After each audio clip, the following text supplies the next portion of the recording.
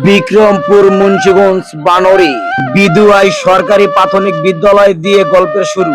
শিশুরা বই হাতে নিয়ে ক্লাসে পড়ছে বসে মনোযোগ দিয়ে।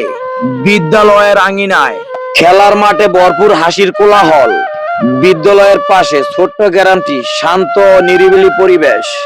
গ্রামের মানুষগুলো পরিশ্রমী, সহজ সরল আর অতিথি পরায়ণ। সেই গ্রামের পানও কিন্তু আবুর দোকান, চা বিস্কুট আর আড্ডায় জমে ওঠে।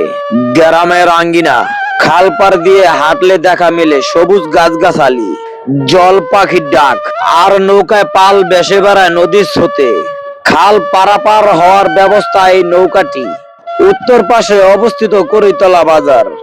সকালে এইখানে ভিড় লাগে নিত্য প্রয়োজনীয় জিনিস কিনতে। সবজি, মাছ, মশলার দোকান ভরে থাকে ক্রেতার কোলাহলে।